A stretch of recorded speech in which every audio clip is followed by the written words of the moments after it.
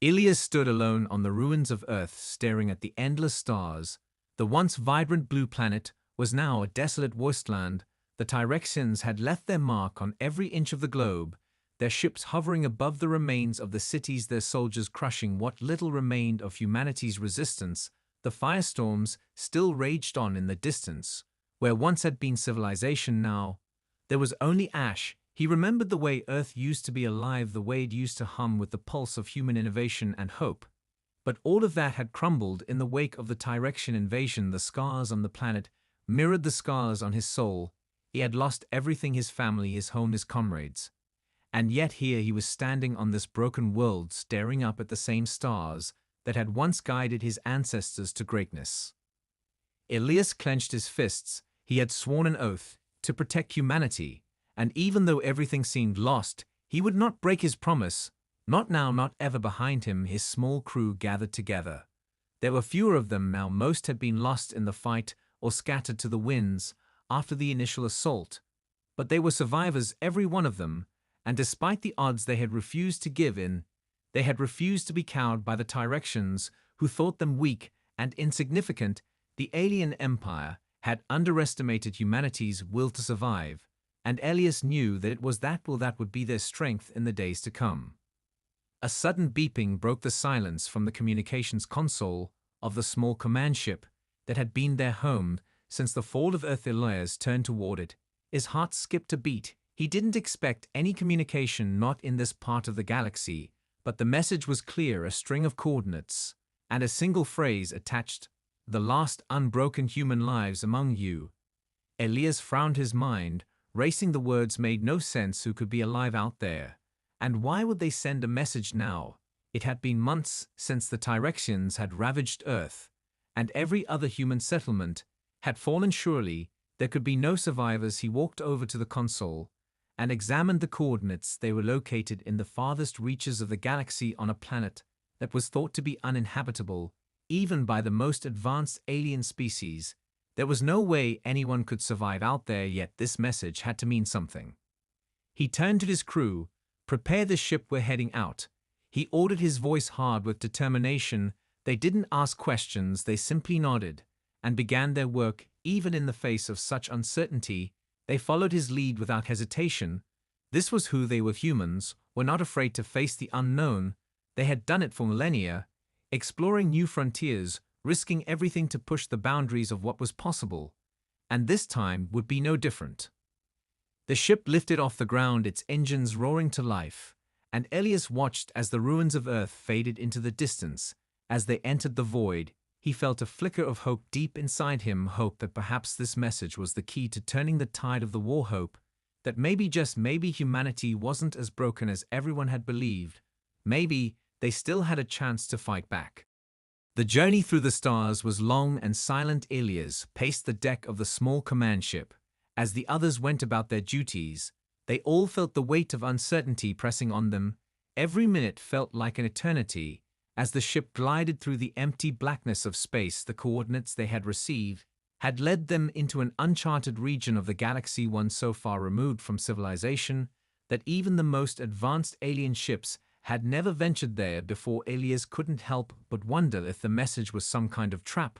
Was it a trick from the Tyrexians to lure them into a final confrontation? Or was it a glimmer of something more, a beacon of hope in a galaxy that seemed to have forgotten humanity? As they drew closer to the planet, the sensors on the ship began to pick up strange signals. Ilias studied the readings closely.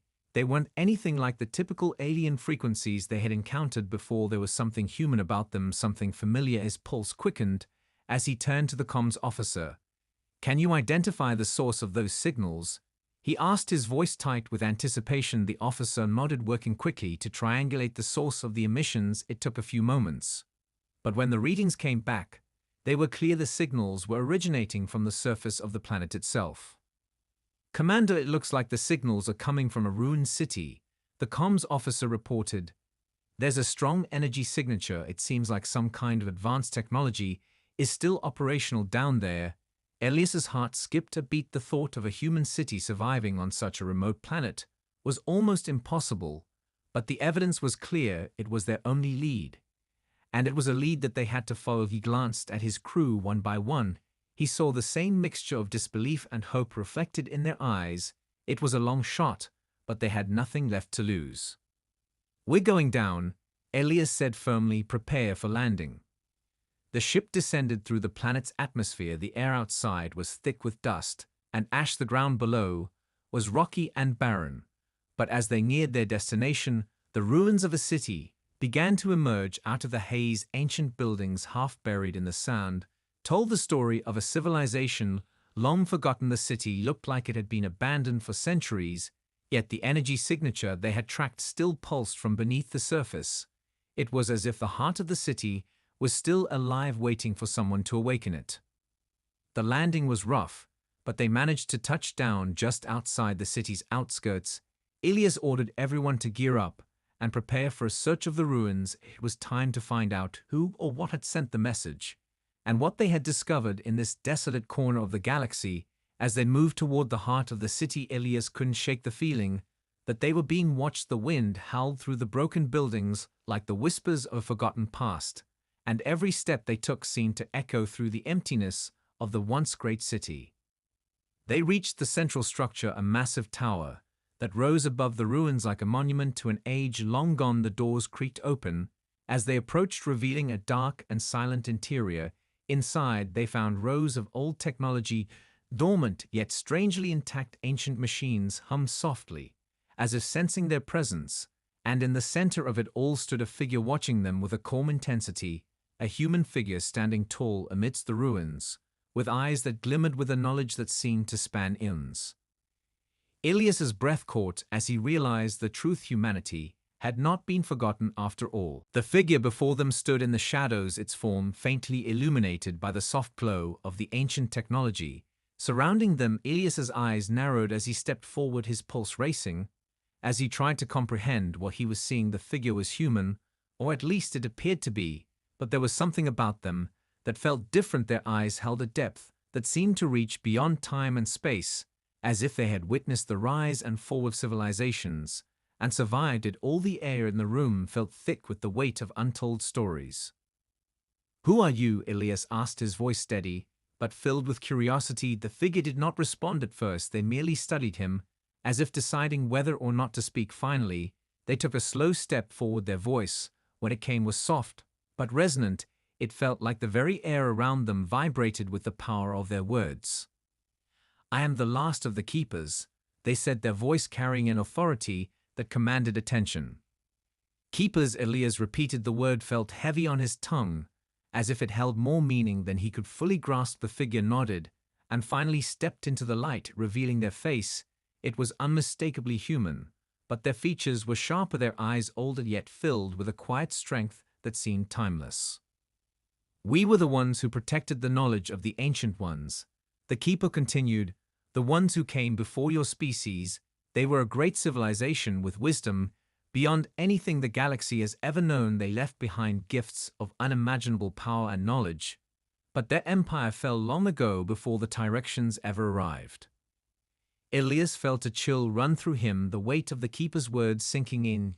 "You mean the ancient technology the Tyrexians have been trying to control all this time? That's what you're guarding?" he asked. The Keeper's eyes flickered for a moment, and then they nodded slowly. "Yes and no," they replied. "The technology is only part of it. What the Tyrexians failed to understand is that the true power lies not in the weapons or the machines, but in the spirit of those who wield them." The Keeper's gaze fixed on Elias for a long moment, as if they saw something in him, something that had yet to be revealed. Elias's mind raced. The Tyrexians had always relied on their superior technology to crush weaker species. But what if they were wrong? What if the key to defeating them wasn't in matching their firepower, but in unlocking the strength of humanity's? Well, could it really be that simple, or was it a fool's hope? The Keeper seemed to sense his thoughts. "You are human," they said. "You are unbroken. No matter how many times the universe tries to crush you, you rise again. That is why you are the one who must carry the torch of the future." Elias took a step back, his mind still reeling. "What do you mean?" he asked, his voice barely above a whisper. "You must awaken what lies dormant within your people," the Keeper said. Only humans possess the ability to wield the power of the Ancient Ones in ways no other species can. That is the true gift that was left behind. Elias didn't know how to respond. He had heard stories of humanity's potential. But this was something entirely different, something far greater than anything he had ever imagined. The weight of it was almost too much to bear. The Keeper stepped forward, their gaze softening. "It is time for you to learn the truth about what your species is capable of, and what must be done to save the galaxy," they said as they gestured toward the ancient machines surrounding them. "This is where it all begins." Ilias stood frozen in place, the weight of the Keeper's words pressing down on him. Like an unrelenting storm, everything he had known about humanity's place in the galaxy felt insignificant now. In the face of what the Keeper was revealing, the future of his species wasn't just about survival. It was about something far greater, something that could reshape the entire balance of power in the galaxy. But the enormity of it was overwhelming. How could he possibly lead humanity into a future so radically different from the one he had envisioned? The Keeper seemed to sense his uncertainty and gave a small but reassuring nod, as though understanding the inner turmoil Ilias was experiencing. "Do not fear," they said, their voice calm and steady. "What is required of you is not impossible. It has already been written in the stars. Your people have always possessed this potential. You merely need to awaken it." Ilias swallowed hard, struggling to wrap his mind around the implications of what the Keeper was suggesting. How could it be possible? How could humanity hold the key to defeating the Tyrexians and any other power that sought to dominate the galaxy without relying on their own technology, their own might? "You are telling me that we have power within us," Ilias said, his voice tentative. "Power beyond technology, beyond weapons, beyond anything we've ever known." The Keeper nodded once more, their eyes glowing faintly with an otherworldly light. "Yes, humanity is unique in that regard. You are not bound by the limitations of other species. You are driven by something far more potent than any technology or weaponry, the power of your spirit. Your will to survive and to rise above every challenge is unmatched by any other race."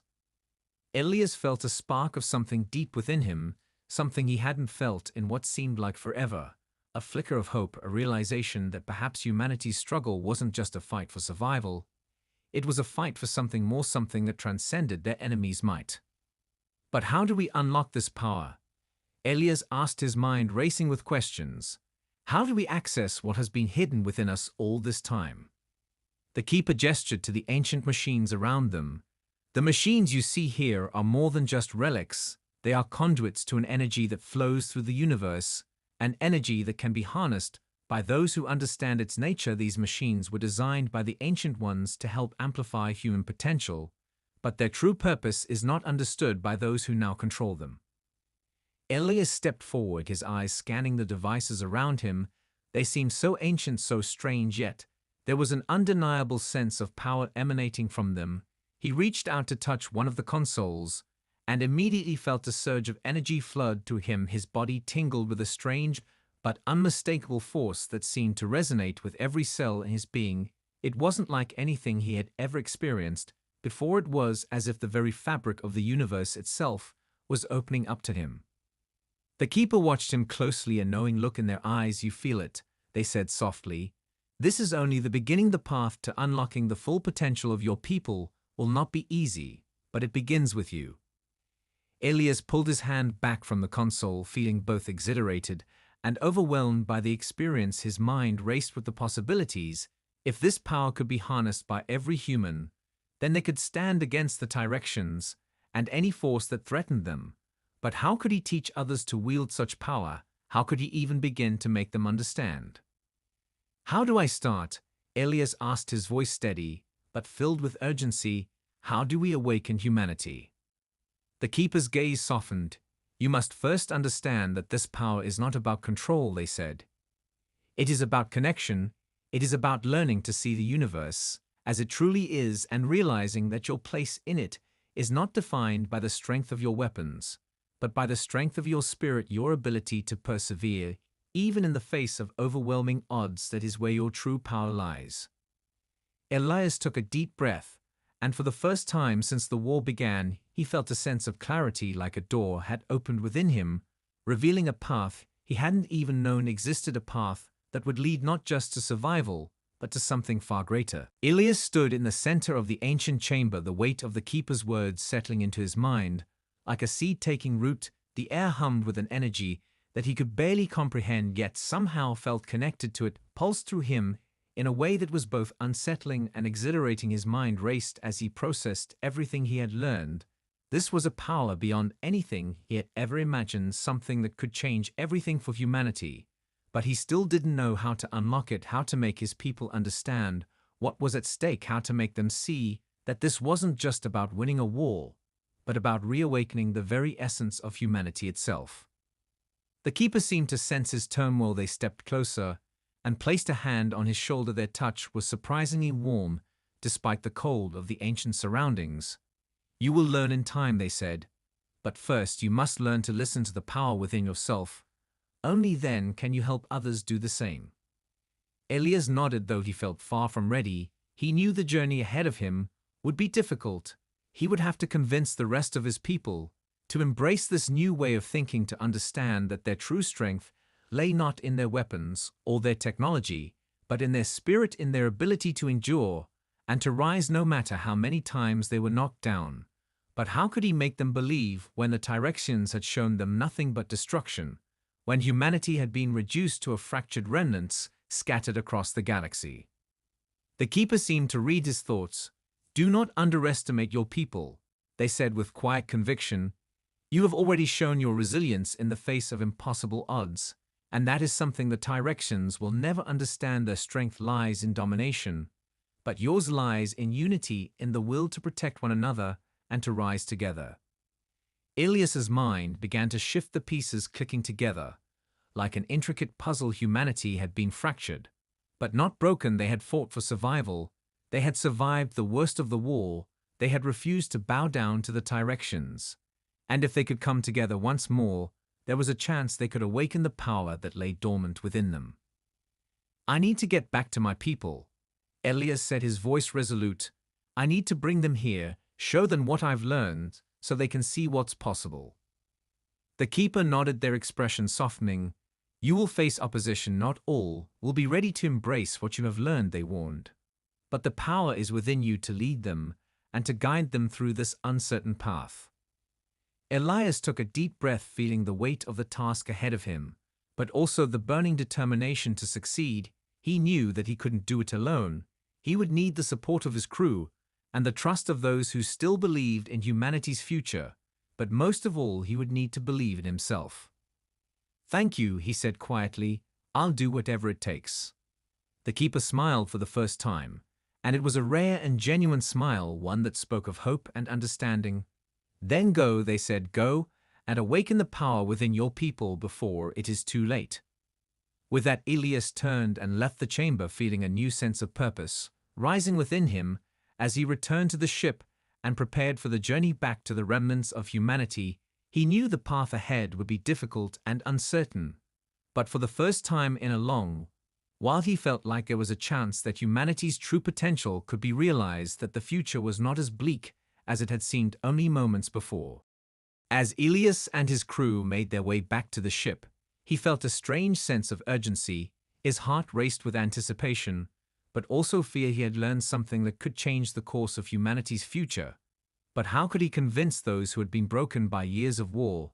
How could he make them believe that the key to their survival lay not in more weapons or more technology, but in the strength of their spirit, in the very essence of what made them human? The journey back to the scattered human colonies would be long and dangerous, and Ilias wasn't sure if they would be ready for what he had to say, but he had no choice. He had to try. He had to give humanity a chance to rise. The ship cut through the vast emptiness of space, its engines humming as it charted a course toward the closest human settlement. Ilias spent most of the journey in silence, deep in thought, trying to formulate a plan to introduce the idea to his people, trying to find the right words to explain what he had learned. But every time he tried to plan it out, his mind seemed to scatter. There was no easy way to explain it, no simple way to make them see what he had seen. The message would have to come from the heart, from his own experience, from his own belief in humanity's potential. And that terrified him. What if they didn't understand? What if they rejected him? What if they thought he was mad? The ship finally entered the atmosphere of the closest human colony, a small but resilient settlement on the edge of the galaxy. Its people had survived the initial onslaught of the Tyrexians, but were barely holding on now. They had been pushed to the brink, and were living in the shadow of defeat. Elias had visited the colony before, but never under these circumstances. Before, he had always been a soldier, a leader, someone who fought alongside them. But now he was something different. Now he had knowledge of power that could change everything, but he didn't know if they were ready to accept it. As the ship landed and the doors opened, he was greeted by the colony's leaders, their faces worn with exhaustion, but still filled with determination. Elias, one of them, greeted him, a woman named Captain Lyra. "We didn't expect you back so soon. We thought Earth was lost." Elias looked at her, and the others gathered around him, and for the first time in a long time, he saw hope in their eyes. They hadn't given up. Even though the world had seemed to crumble around them, they were still standing, but they had no idea what was about to be thrust upon them. "I need to talk to you all," Elias said, his voice steady but full of urgency. "There's something you need to understand, something that could change everything for us." Lyra and the others exchanged wary glances, but nodded in agreement as they followed Elias to the central meeting hall of the colony. It was a place where decisions were made in the harshest of times, a place where leaders came together to chart their survival, and now it would be where humanity's future would be decided. Once they were seated, Elias stood before them and tried to collect his thoughts, but it felt impossible. The enormity of what he was about to say threatened to overwhelm him. The room was filled with people who had seen the worst of what the galaxy had to offer, people who had been betrayed by the universe and had lost so much. He had to find a way to make them see that the way forward wasn't more fighting, it wasn't more destruction. It was something different, something they couldn't see yet, but something that could save them. "I've seen something," Elias began, his voice quiet but resolute. "I've learned something from the ancient keepers, something that could save us all. But it's not what you think. It's not more weapons or more tech. It's about us. It's about humanity and what we're capable of when we come together, when we awaken the power within ourselves." The room fell silent, and Elias could feel the weight of their gazes on him, some skeptical, some curious, some uncertain. But he couldn't stop now. He had to finish. "It's about the strength of our will, our spirit," Elias continued. "The Tyrexians can crush our cities, they can kill our people, but they can't destroy who we are. They can't break the fire that burns inside us. That's the true power, the one they never understood, and the one we've yet to tap into." Lyra's eyes narrowed, and she stood up, her voice filled with skepticism. "Are you telling us we've been fighting this war wrong, that all we need is to believe harder?" she asked, her tone harsh, but tinged with the exhaustion of someone who had seen too much blood, too much death. Elias met her gaze and felt the challenge in her words, but he also saw the doubt in her eyes, the same doubt that had lived in him for so long. "It's not just belief," he said firmly. "It's about understanding our true potential and using it to fight back in ways we've never imagined." The room was tense, and Elias could see that the path ahead wouldn't be easy, but he couldn't turn back now, not after what he had learned, not after seeing the potential that lay within humanity's reach. The room was heavy with silence. As Elias finished speaking, he could feel the weight of the questions hanging in the air, could sense the skepticism in every gaze directed at him. They didn't understand, they couldn't understand, not yet, but he had no choice but to press forward to make them see what he had seen. "I know this is hard to believe," he said, his voice steady despite the tension. "But I felt it. I've seen the power we've been overlooking, the strength within us that we've never fully understood." Captain Lyra crossed her arms, her expression unreadable, as she stared at him. "And what exactly are you asking us to do, Elias?" she asked, her voice sharp as if testing him. "Are you saying we should just abandon everything we fought for and hope this power will magically change everything?" Elias took a deep breath and shook his head. "No, I'm not asking you to abandon anything," he said, his voice low but clear. "I'm asking you to believe that we are capable of something more than what we've been taught to believe. We can fight differently, we can rise differently, and that's what the Tyrexians never expected. They only know how to crush us when we're divided. But if we stand together, if we awaken the power inside us, then we can fight in a way they can't even fathom." There was a long pause, and for a moment Ilias thought that Lyra would dismiss him entirely, but instead she leaned forward, her eyes narrowing, as if weighing his words carefully. "You're saying this power is real," she said slowly, "that it's something we can tap into and use to fight back against the Tyrexians."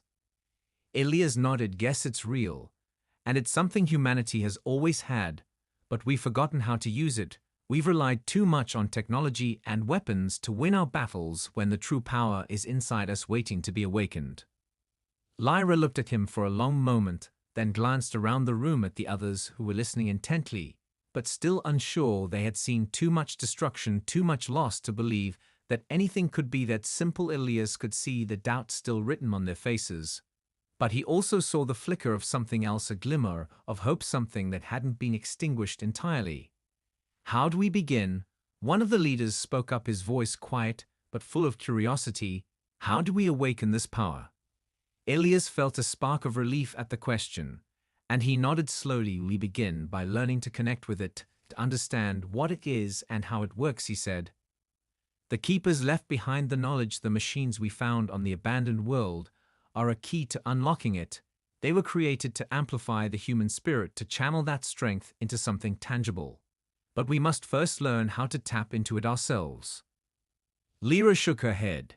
"And you think we can just learn this in time to turn the tide of the war?" she asked, her voice full of disbelief. "The Tyrexians will come for us whether we're ready or not. They won't wait for us to figure out how to wield this power." Ilias's gaze hardened. He understood the urgency of their situation better than anyone, but he also knew that this was the only way forward. "I know the clock is ticking," he said. "But this isn't about waiting for the Tyrexians to strike, it's about taking control of our destiny." Another leader spoke up, this one an older man who had seen the worst of the conflict. "And what about our people?" he asked. "What about those who have lost everything? What about the ones who no longer believe there's any point in fighting?" Ilias's heart tightened at the question. He knew the devastation the war had caused. He had seen the hopelessness in his fellow humans' eyes more times than he cared to remember. But it was exactly those people that he needed to reach. "That's exactly why we must awaken this power," Ilias said, his voice rising with conviction. "Because it's the ones who have lost everything that need to believe the most. They're the ones who need to see that there's something worth fighting for, that we can stand together and rise again, that we are not broken and we are not defeated." Lyra's gaze softened ever so slightly, but her resolve remained strong. "I want to believe you," she said, her voice quiet. "I want to believe that we can turn things around. But this is not an easy road, and I won't lead my people down it unless I'm certain." Ilias nodded, understanding the weight of her words. "I can't make you certain," he said. "All I can do is show you what I've seen and give you a chance to decide for yourselves. But we don't have the luxury of time. If we wait too long, it might be too late." There was a long silence as Lyra and the others exchanged looks. Ilias felt the tension in the air like a taut wire ready to snap. And then Lyra stood, her expression resolute. "All right," she said. "We'll do it your way, but understand this, Ilias. If we fail, it won't be on you, it will be on all of us." Ilias nodded silently, feeling a weight lift off his shoulders. They were finally ready to listen, and that was all he needed. They would begin the journey together.